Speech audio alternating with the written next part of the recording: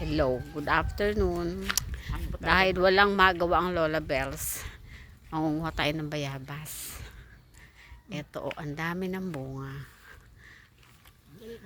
Yan. Ang dami niyang hinog. Oh, ang bababa niya, oh. Yan, nakikita niyo ba yan? Ayan, teka lang. Ayun po, malaki oh. Ayan, ito, oh, nakakatuwa. Ang laki, oh. Ayan, kukuhain ko itong malaki. Purong pa. Ay, sus, ang laki kasi. Aray ko.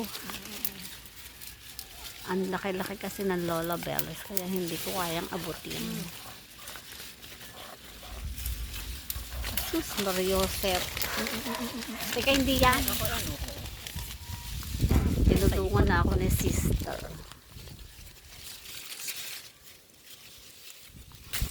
Ayan, ayan, oh, diba? Ang laki. Ito. Teka nga, maingay nga. Ingay-ingay. Ayan, oh, ito, nakikita niyo ba yan? Masarap. Ayan, oh, ang sarap-sarap. Ang chalap-chalap. Ayan, ang dami ng bunga, guys. Nakakatuwa. Teka lang, mamaya na ulit, ha. Maraming. Ayan. Yan ang aking napanguha na bayabas. Kain kayo. Kain tayo. Thanks for watching. Ayan ang tagakain ng bayabas. Walang hilig sa bayabas yan. Kaya bumababa. Yan ang tagakain ng bayabas. Hala, hindi mo hindi mo madumi. Wala nang ano.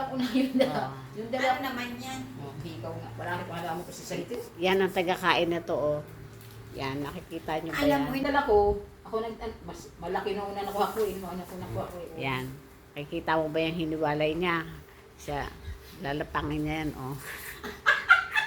Natawag pa siya. Teka lang, matingnan ko alas 3 na. Yan. Wala pa. Walang hilig yan sa bayabas. Kasi yung mga dito, wala. Nangasag na po.